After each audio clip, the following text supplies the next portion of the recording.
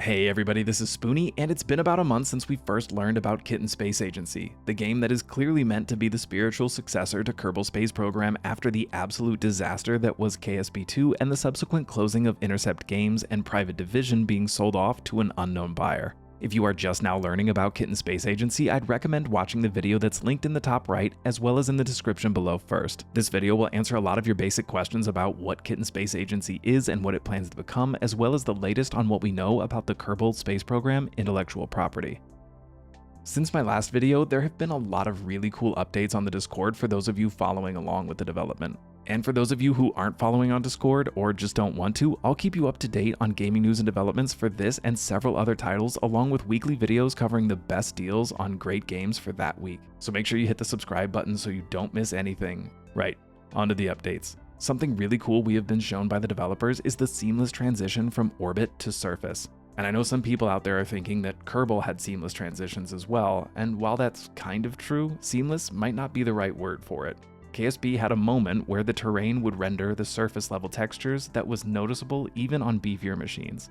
It admittedly wasn't terrible, but it was there, and sometimes gave us split second of lag.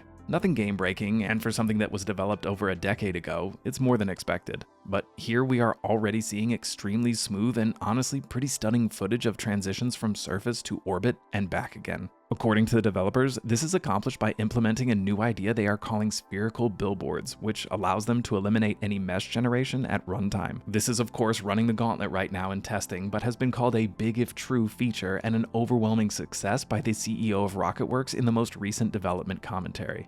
As we will talk about in a moment, this means that the minimum specs for this game shouldn't be all that bad despite how great it looks. With the images we are seeing, my first thought was I hope this game comes out in winter so I can offset my heating bill by just playing this game. But instead of rendering meshes in real time eating up CPU-GPU cycles, the developers are swapping out pre-rendered meshes depending on how close you are to the terrain.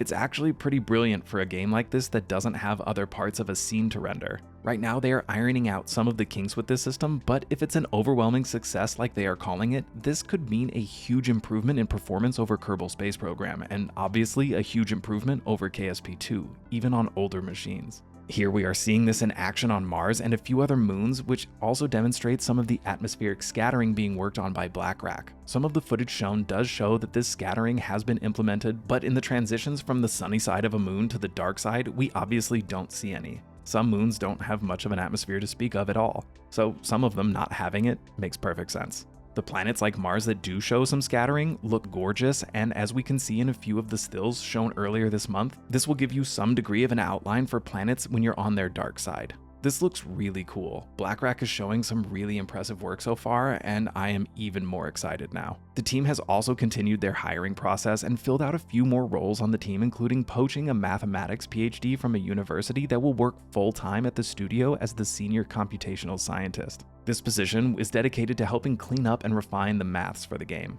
There was also some mention of building out their own planets, but that process may be kicked over to the community, and there was also mention of pay for those who participate, although details on this were not elaborated on just yet.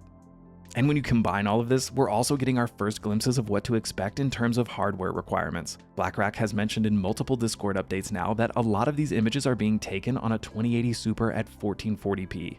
That doesn't mean that that will be the minimum spec requirements, but it does mean that this game should be able to run on a wide variety of machines and won't require the latest and greatest to enjoy the game. After all, those 5090s coming out are going to be something like $2,500. A 2080 Super, on the other hand, released 5 or 6 years ago now, and graphics cards that have similar performance like the 3070 and the 4060 are only a few $100s, at least in the US. So it's great to hear that they are making sure that this game will be accessible to almost everybody and not just enthusiasts with the latest hardware that cost thousands of dollars. And again, the 2080 Super is just what's being used to capture these images. That doesn't mean that this will be the minimum requirement. It's much more likely that this might be the recommended spec, if anything. It could also mean literally nothing. We still have very limited information, so time will tell.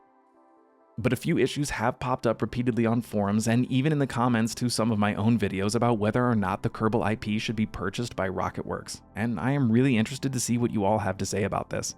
My own personal opinion is that I don't really think that they should bother. Unless of course it's at a heavy discount, I feel like that money could probably be better spent on a longer development runway than the rights to a name and an image. One of the major issues that plagued the team over at Intercept Games was feature creep and poor financial planning.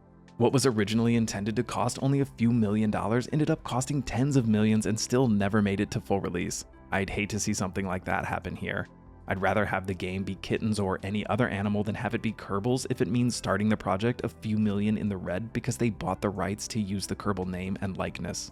I have even heard suggestions that there should be a crowdfunding campaign to buy the rights to the Kerbal IP and gift it to RocketWerkz, but seeing as we don't even know who bought it, I don't see that happening, and it would honestly be too easily abused by whoever set it up. I think it could end up undermining trust in this new project unless it was run by RocketWerkz themselves. After all, the last thing we need is another gaming scandal that involves Kerbals.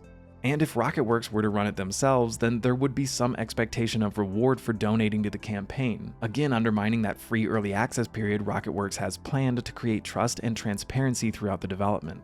I just don't know that there's enough upside to obtaining the Kerbal IP here. But what do you all think? How could you see that working? Another topic that has been mentioned often is how I said in a recent video that I would prefer if they did not focus on multiplayer during this period of development, or even at all. So allow me to elaborate on why that is. Because it's not that I don't want multiplayer. It's just that as far as a Kerbal-style space exploration game goes, it's more of a bonus than anything that's necessary for the game to thrive. Multiplayer in a game like this also makes everything significantly more complex and expensive.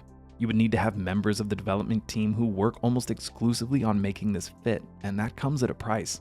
Both monetarily because you'd have to pay those members and developers aren't cheap, but also in how long it takes to complete the project. Every feature that is included in the game would have to be designed to be folded into the multiplayer experience, which increases the workload on everyone at the studio, not just the multiplayer development team. And because the workload is increased, the time it takes to complete milestones increases, and again the cost of development balloons. It was mentioned in a few interviews that adding in multiplayer was something that bogged down the development team over at Intercept Games, along with many other things. And because of this, I would just prefer RocketWerkz didn't follow the same blueprint of a game that was one of the biggest letdowns the gaming world has seen since No Man's Sky first launched. Only this time, there won't be a comeback story. No Man's Sky became a great game that still gets updated regularly. Kerbal Space Program 2, on the other hand, got sold to the highest anonymous bidder, and the studio was shut down. So, in a perfect world, this game would launch into early access, including multiplayer, and I hope it's a feature that does get added in at some point. But I would personally just prefer that they focus on making the spiritual successor to Kerbal Space Program that we have all been waiting for before they try to add in features that could balloon the cost of development and derail the entire project. But you know, that's just like my opinion, and I'd love to hear yours. So let me know down in the comments, do you agree with my stance on multiplayer coming out later, or is it something that you hope to see right from the beginning? Or maybe not at all. Don't forget to hit that like button, it really helps my channel, and if you want to stay up to date on gaming news and developments, make sure you subscribe for more. Thanks for watching.